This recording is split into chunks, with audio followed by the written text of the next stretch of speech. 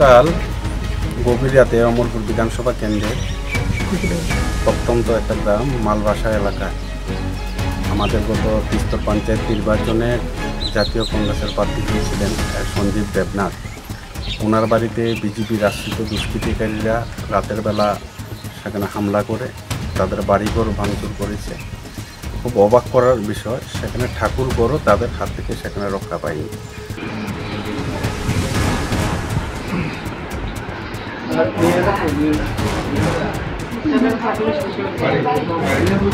তাদের বাড়িতে যখন সংঘবদ্ধ হামলা হয় তখন তাদের প্রতিবেশী আত্মীয় রাজলক্ষ্মী দেবনাথ একজন মহিলা, ওনার আত্মীয় যখন ছুটে আসছিলেন তাদেরকে বাঁচানোর জন্য, তখন বিজেপি দুষ্কৃতিকারীরা সেই মহিলার উপরও সেখানে হামলা করেছে। সেই মহিলার মাথাকে রক্তাক্ত করেছে। অমরপুর হাসপাতালে সেখানে ভর্তি আছেন, ওনার সেখানে চিকিৎসা চলছে। আমাদের সঞ্জীব ভাই গত তিস্তর পঞ্চায়েত নির্বাচনে যিনি প্রার্থী হয়েছিলেন, ওনাকে সেখানে আহত করা হয়েছে, ওনার মার উপর সেখানে আক্রমণ করা হয়েছে, ওনার ভাতিজির উপর সেখানে আক্রমণ করা হয়েছে। এই বর্বরোচিত হামলার ঘটনার খবর পেয়ে আমরা উদয়পুর জেলা কংগ্রেসের একটা প্রতিনিধি দল আমরা এখন এসেছি।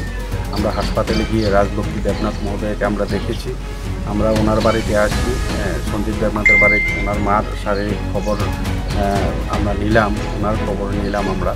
আমরা আমাদের কংগ্রেসের একটা প্রতিনিধি দল মহকুমার পুলিশ আধিকারিকের সাথে সেখানে কথা বলেছেন যে সমস্ত দুষ্কৃতিকারীরা তাদের উপর সেখানে হামলা করেছে।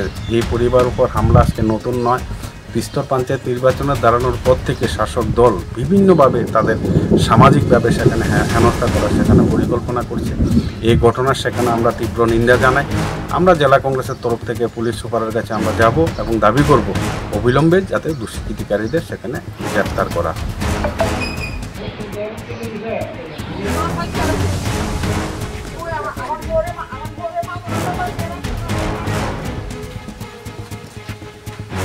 Go.